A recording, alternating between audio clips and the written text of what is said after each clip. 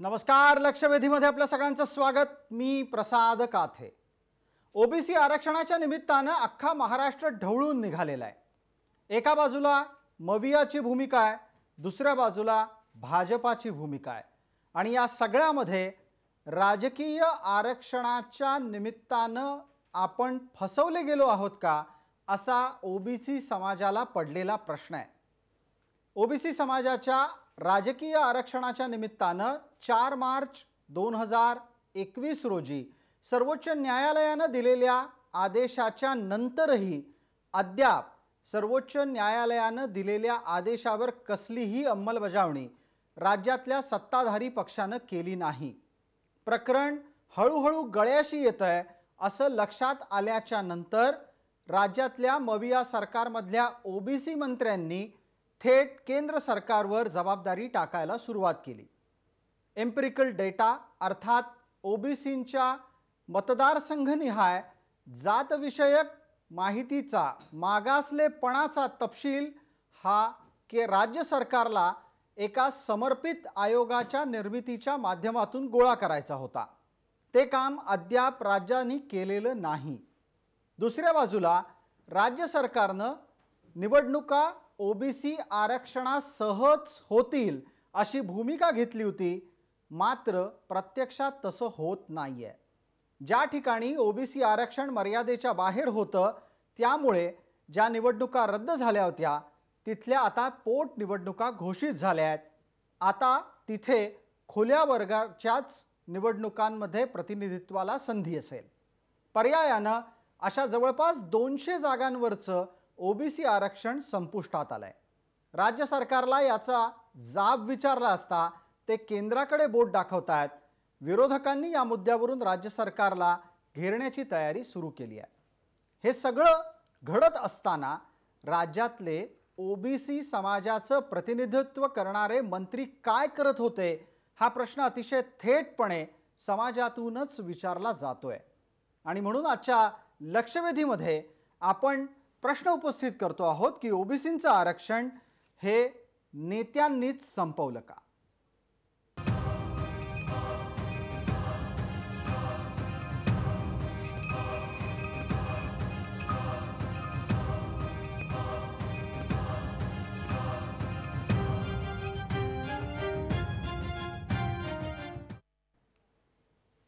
या चर्चेमध्ये आपल्याबरोबर सहभागी होणाऱ्या मान्यवरांचा मी आपल्याला पटकन परिचय करून देतो. आपल्या सोबत ओबीसींच्या आरक्षणाच्या संदर्भातले याचिकाकर्ते विकास गवळी आहेत.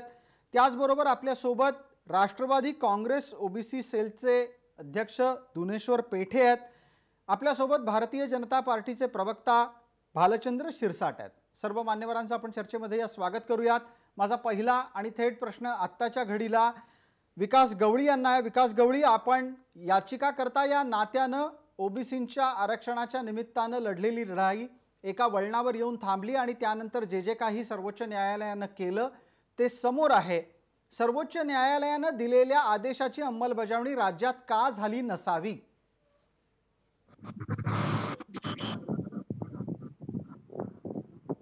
आवाज कटतोय आपल्याला माझा प्रश्न ऐकायला आलाय का? हो, आलाय.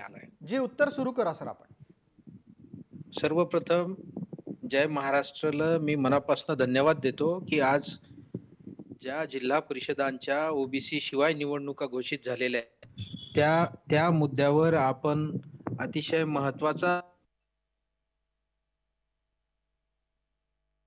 आवाज अस्पष्टपणे येतोय. याच प्रश्नावर मला आत्ताच्या घडीला आपल्या सोबत असलेल्या भालचंद्र शिरसाट यांना बोलतं करायचंय. भालचंद्रजी, आपण उत्तर द्यावं. सर्वोच्च न्यायालयानं 4 मार्चला सांगूनही मविया सरकारनं न्यायालयाच्या आदेशाचं ओबीसी राजकीय आरक्षण प्रकरणामध्ये पालन का केलं नाही? कारण अतिशय स्पष्ट आहे. इच्छाशक्ती नाही आणि एक छुपा डाव आहे. सर्वोच्च न्यायालयाने काय सांगितलं? ओबीसीसाठी समर्पित वेगळा आयोग निर्माण करा. एक 5-6 सदस्यांची नियुक्ती करायची, अध्यक्षांची नियुक्ती करायची. हे यांनी केलं नाही. हे यांनी मुद्दाम केला नाही. ओबीसीची सूक्ष्मतम नोंद करा, एम्पिरिकल डाटा हे केलं नाही. कारण एकदा जर ओबीसीची मतदार निहाय सूक्ष्म नोंद झाली तर हे लक्षात येईल की या महाराष्ट्र राज्यामध्ये मुंबई शहरामध्ये प्रत्येक मतदारसंघामध्ये किती ओबीसी आहेत आणि मग त्यांच्या प्रमाणात त्यांना मिळतच. आहे की मराठा आरक्षणाचं जे घुंगडं भिजत आहे, एक मोठा आरोप मी करतोय, मराठा आरक्षणाचं जे घुंगडं भिजत आहे त्यासाठी थांबवतोय कारण आपण बोलत असताना सातत्यानं आजूबाजूचा मोठ्या प्रमाणात आवाज येतोय. जर पंखा आपल्या इथे सुरू असेल तर कृपया काही काळासाठी तो बंद करावा लागेल. दुनेश्वर पेठे आहेत आपल्यासोबत. दुनेश्वरजी, राज्य सरकार नक्की करू काय पाहतंय? मनापासून ओबीसींचं राजकीय आरक्षण टिकवण्याची इच्छा मविया सरकारची आहे का?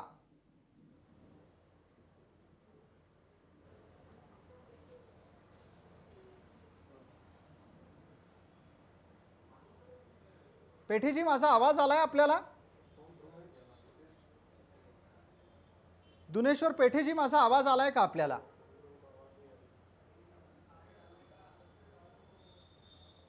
नाही, काही तांत्रिक कारणांमुळे हा प्रश्न तिथपर्यंत पोहोचताना दिसत नाहीये. विकास गवळी, आता आपला संपर्क नीट प्रस्थापित झालाय का? माझा आवाज आणि प्रश्न आपल्यापर्यंत पोहोचतोय?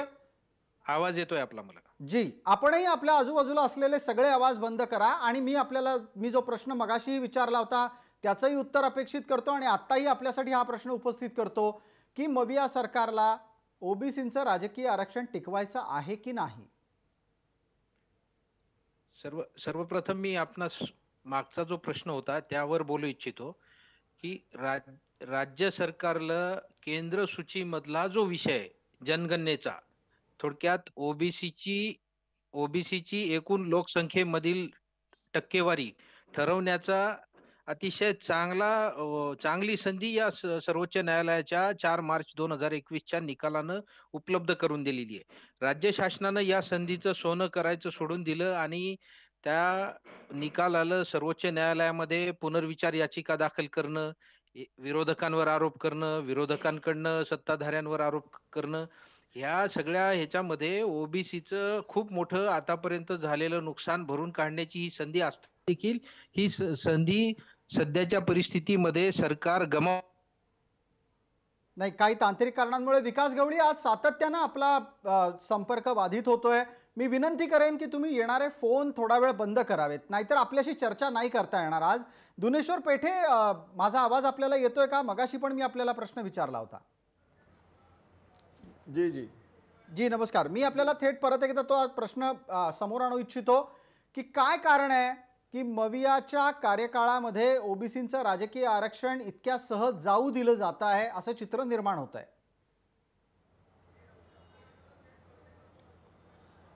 सर्वप्रथम जय महाराष्ट्राचा मी खूप खूप आभारी आहे. मी आज जे आपण हे जे करतो आहे, महाविकास आघाडीच्यावर दोषारोपण होत आहे, हे खरंच नाही आहे. ज्यावेळेस 2019च्या पूर्वी जे भारतीय जनता पक्षाची सरकार होती त्यावेळेस इथे आपण ओबीसीचं आरक्षण काढलं गेलं. त्यावेळेस आरक्षणाचा विचार न करता आपण हे सगळं काढून घेतलं आणि इलेक्शन लावून घेतले. मला असं वाटते की महाविकास आघाडी माननीय शरद पवार साहेब, अजितदादा पवार साहेब, जयंत पाटील साहेब ह्या सगळ्या गोष्टीवर लक्ष ठेवून आहेत. येणाऱ्या काळामध्ये आणि आयोगसुद्धा स्थापन झालेला आहे. तर त्याच्यामुळे मला असं वाटते की महाविकास आघाडी ह्या ओबीसीच्या आरक्षणावर खूप गंभीर आहे. आपण आपली भूमिका मांडलीत, पण तरीही त्याच संदर्भात भालचंद्र शिरसाट यांना विचारूयात. भालचंद्रजी, ही भूमिका पटतेय का आपल्याला?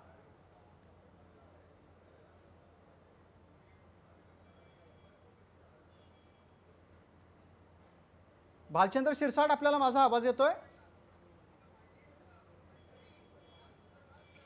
ठीक आहे.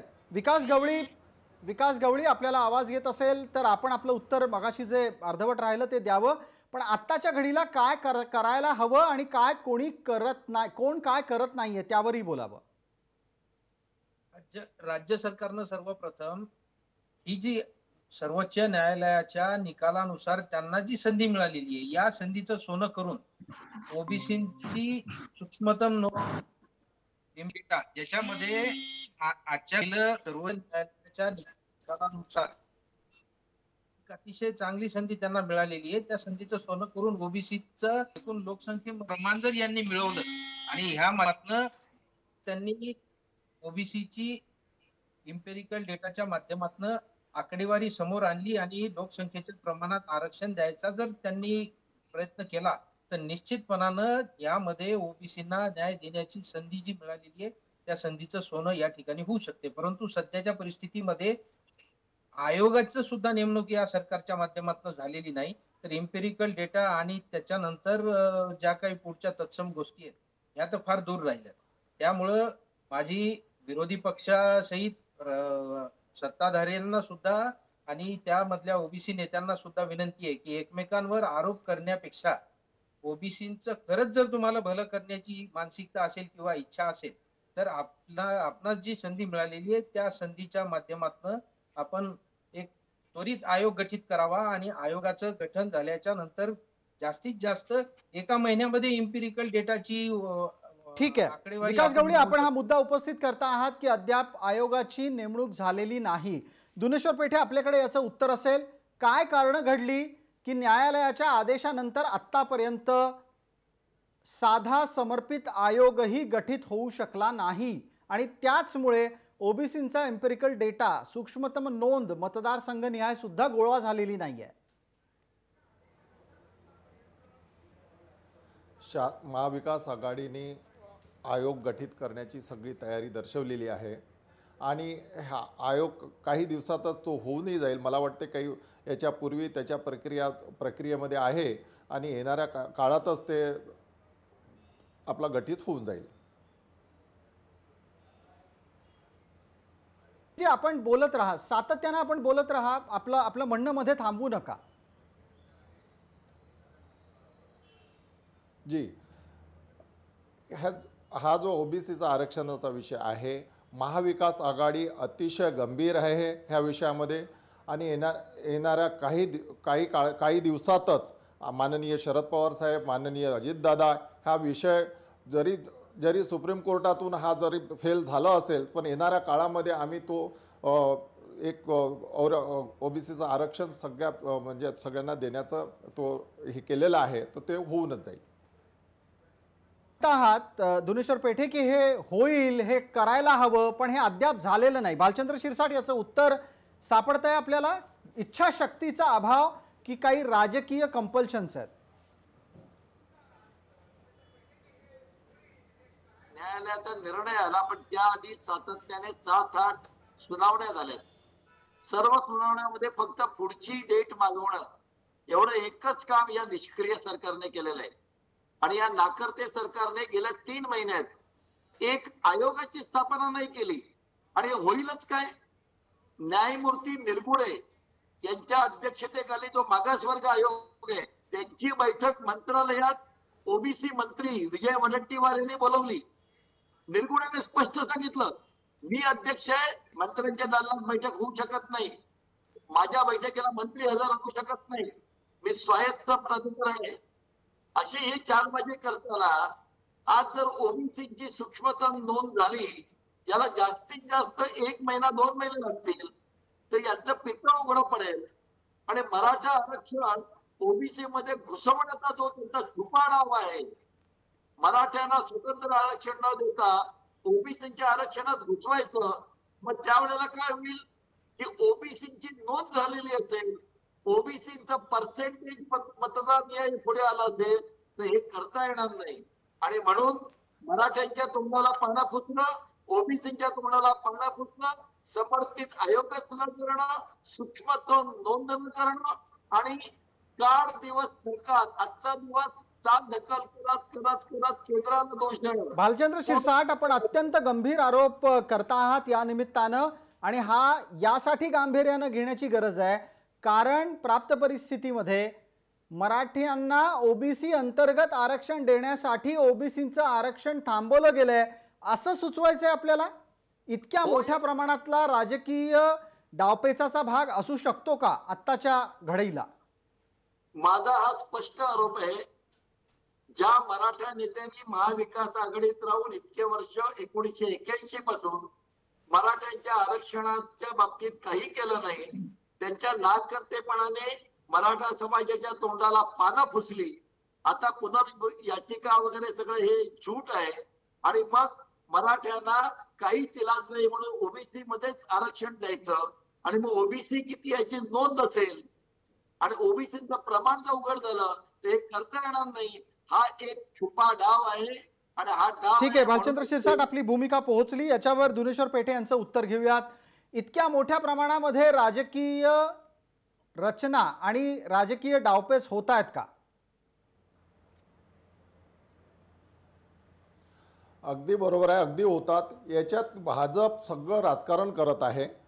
त्यांनी नुसतं राजकारण, आता मध्यंतरी 2019च्या पूर्वी स्वर्णाचं आरक्षण, मराठ्यांचं आरक्षण तेही दिलं. ते दिल्याच्या नंतर तेही स्टँड होऊ शकलं नाही.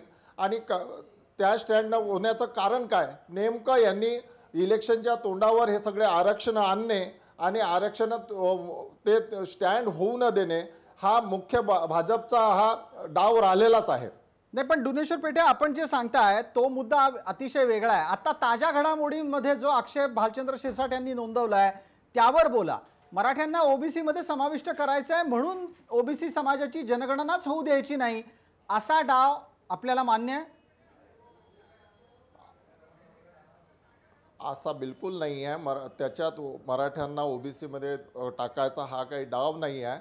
परंतु यांनी जे केलेले कामं आहे, यांनी जुन्या मराठ्यांना जर व्यवस्थित ते जे आरक्षण दिलं असतं तर मला असं वाटतं की हे आता वेळ आलीच नसती. मराठ्यांना आरक्षण दिलं असतं तर ही वेळ आली नसती आली. याचा काय तर्क आहे? म्हणजे याचा ओबीसी राजकारणाशी काय संबंध येतो पेठेजी? याचा तर्क नाही. आपण म्हटल्याप्रमाणे की जे ओबीसी मध्ये हे मराठ्याचं राजकारण, मराठ्यांचा रिझर्वेशन टाकायचं का, मी याच्यावर बोलत आहे.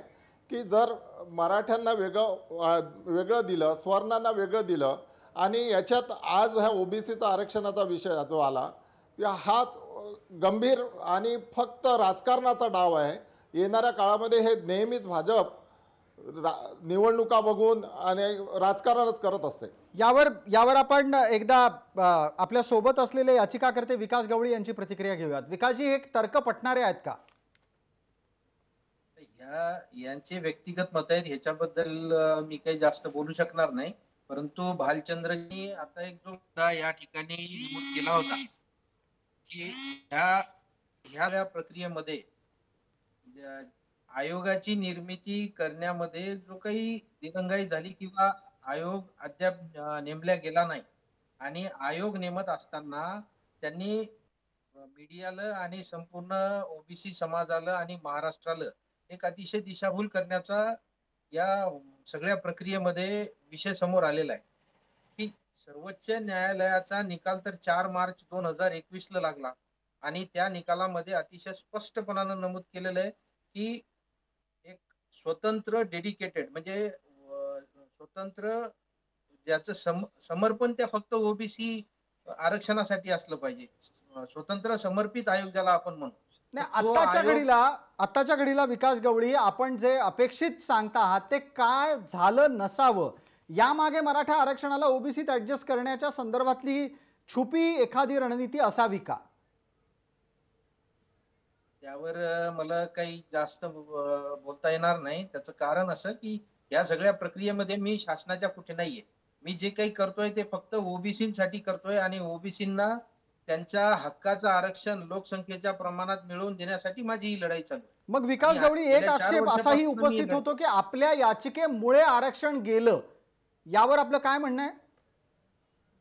हा मुद्दा अतिशय चांगला आपण या ठिकाणी घेतला. मी आपल्या समोर 2019चा पेपर ठेवतोय. देशोन्नती आहे त्या पेपरमध्ये माझं स्पष्ट मत मी नमूद केलेलं आहे.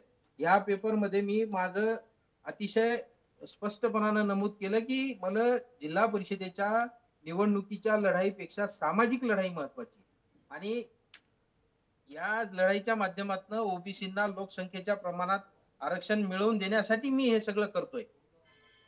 हा जो काही आरोप माझ्यावर केला जातोय की आपण आपल्या याचिकेमुळे आरक्षण केलंय, तर हे साफ चुकीचं आहे. मी पहिलेपासून ओबीसींना लोकसंख्येच्या प्रमाणात आरक्षण मिळवून देण्यासाठीच लढतोय. त्याचं कारण असं की या राज्यामध्ये जर ओबीसीची जनगणना झाली तर एससी आणि एसटी हे 25 ते 28% आहे आणि ओबीसींची इंग्रजांच्या काळातली आकडेवारी जर जनगणनेची घेतली तर त्यामध्ये 57% ओबीसी दर्शवलेले आहेत. आपण 50% ओबीसी आणि 27-28% एससी एसटी असं जवळपास 78-80% घरामध्ये जर ही आकडेवारी जात असेल तर ओपनची आकडेवारी फक्त 20% राहिली. मग या 20% साठी 50% अनरिझर्व्ड जागा ठेवण्यामागचं सर्व न्यायालयाचा जो निर्णय तो माझ्यामध्ये कुठलाही त्याला बेसिक आधार नाही. ठीक आहे. आणि 27% सुद्धा आरक्षण दिलेलं आहे, जे लमसम आरक्षण दिलेलं आहे, ज्याच्यामध्ये अनेक वेळा विधानामध्ये 60% 65% ओबीसीची संख्या असताना सुद्धा इथे 27% आरक्षण. ठीक आहे. नंदुरबार जिल्ह्यामध्ये जर आपण गेलो तर त्या ठिकाणी 6-7% ओबीसी असताना तिथे 27% आरक्षण. ह्या सगळ्या प्रादेशिक असमतोल असलेल्या ओबीसीच्या राजकारणामुळे मराठ्यांवरही अन्याय होतो आणि ओबीसींवरही अन्याय होतो. भालचंद्र शिरसाट, आपली प्रतिक्रिया या संदर्भात अपेक्षित करतो. आत्ताच्या घडीला मविया भविष्य काळामध्ये सगळा विषय केंद्राकडे ढकलताना दिसतेय. केंद्र सरकारनं तपशील द्यावा असा जर समजा त्यांचा आग्रह असेल तर तो कितपत टिकणार आहे? केंद्र सरकारकडे तपशील मागणं, त्यांच्यावर ढकलणं हा वेळ काढूपणा आहे. कारण केंद्र देणार तो जुना डाटा देणार आणि कोर्टामध्ये तो डाटा दिल्यावरती कोर्ट ते रिजेक्ट करणार. कोर्टाने जे सर्वोच्च न्यायालयाने जे निर्देश दिलेत, आदेश दिलेत, 2021चा आकडा 2021 ची नोंद करा. सूक्ष्मतम नोंद करणं, इम्पेरिकल डाटा एकदा का पुढे आला की दूध का दूध पाणी का पाणी होईल. ओबीसी प्रत्येक मतदारसंघात किती आहे हे समजेल. आणि विकास गवळी जरी काँग्रेसचे कार्यकर्ते असले आणि त्यावेळेला भाजपचं सरकार असताना त्यांनी याचिका केलेली असली तरी आता त्यांचं स्वतःचं सरकार आहे. न्यायालयाचे दरवाजे ठोठवता विजय वडेट्टीवार तुमच्या गाववाले विदर्भातले त्यांचे दरवाजे ठोठवला. त्यांनाही छगन भुजबळांचे. विकास गवळी आपल्याला उत्तर मागतोय. केंद्राच्या कडे तपशील मागून राज्यातलं ओबीसी राजकीय आरक्षण टिकणार आहे का? अजिबात नाही, अजिबात टिकणार जी नाही. भालचंद्र शिरसाट विकास गवळी यांना प्रश्न विचारलाय, ते उत्तर देत आहेत. सगळ्यात पहिला मुद्दा की केंद्र सरकारकडे जाण्याची गरजच काय. सुप्रीम कोर्टानं अतिशय चांगला निर्णय दिलेला आहे की या निर्णयामध्ये तुम्हाला केंद्र सूचीमधला जो विषय ज्याच्यामध्ये फक्त जनगणना केली जाऊ शकते केंद्र सरकारच्या माध्यमातून, तो राज्य सरकारला अधिकार नाही. असं असताना सुद्धा राज्य सरकारला सर्वोच्च न्यायालयानं एक्सेप्शनल केस म्हणून आपल्या या निकालामध्ये अधिकार दिलेले आहेत. अतिशय काही तांत्रिक कारणांमुळे विकास गवळी यांचा संपर्क तुटतोय. आपण पटकन दुनेश्वर पेठे यांना प्रश्न विचारणार आहोत. दुनेश्वर पेठे, निवडणुका होऊ देणार आहात की नाही आणि त्यात राजकीय दृष्ट्या ओबीसींचं आरक्षण टिकणार आहे की नाही? बघा, आता हे याचं मला उत्तर सांगता येणार नाही आता, परंतु मला एवढं निश्चित सांगता येईल की भाजप याच्यात राजकारण करत आहे. जर आता फडणवीस साहेबांनी जर हेच सगळं प्रकरण पंतप्रधानाकडे घेऊन गेले असते, राज्यपालांना भेटण्याऐवजी त्यांना पंतप्रधानाला भेटले असते, त्यांना डेटा देण्याची मागणी केली असती तर अतिशय प्रामाणिकता इथं. दुनेश्वर पेठे, साधा प्रश्न आहे, पंतप्रधानांकडे हा डेटा असणार आहे कधीचा? पंतप्रधानांकडे ओबीसींच्या संदर्भातला आरक्षण मागून, म्हणजे त्या संदर्भातला तपशील मागून, तो तपशील कधीचा आणि कधी सादर करणार आहात तुम्ही? मला वाटत नाही की तुम्ही सर्वोच्च न्यायालयाचा निकालपत्र सुद्धा वाचलेलं आहे. विकास गवळी साहेबांनी सांगितलं की त्या पंतप्रधानाकडे जाऊन होणार नाही, परंतु काही विशेष असं काम आहे, ह्या ज्या आरक्षणाच्या विषयातले जे काम आहे, पंतप्रधानांनी जर तिथे इनिशिएटिव्ह घेऊन जर ओबीसीचं आरक्षण कायम केलं त्यांनी तर ते अतिशय चांगलं होईल जाईल. कसं होऊ शकतं? मला खरंच या संदर्भातला आत्ता काही तपशील सापडत नाहीये. सर्वोच्च न्यायालयाच्या आदेशाच्या वर पंतप्रधान आहेत इतकं तुम्हाला जर वाटायला लागलं असेल तर मी शुभेच्छा देतो तुम्हाला. भालचंद्र शिरसाट, आपलं उत्तर. नाही, अगदी सोपं आहे. लबाड लांडगं ढोंग करते. लबाड लांडगं लुच्छ लांडगं हे राष्ट्रवादी काँग्रेस आणि शिवसेनेचा महाविकास आघाडीचं लांडगं ढोंग करतंय. पंतप्रधानांकडे गेले पाहिजे. अहो, पंतप्रधानांचा केंद्राच्या अखत्यारीतच नाही, राजकीय आरक्षण पूर्णपणे राज्याच्या अखत्यारीत आहे. प्रत्येक राज्यामध्ये आज महाराष्ट्रात सोडून सगळीकडे हे आरक्षण अबाधित आहे. सगळीकडे अबाधित आहे, ठीक पण आहे. महाराष्ट्रात ते झालं. बरं, भालचंद्र साठ, वेळेची मर्यादा असल्यानं मला या विषयाला इथेच थांबवावं लागतंय. आपण तीनही मान्यवर या चर्चेत सहभागी झालात त्याबद्दल आपले मनपूर्वक आभार. लक्षवेधीच्या या भागामध्ये तुर्तास इतकंच. सर्व प्रेक्षकांना जय महाराष्ट्र.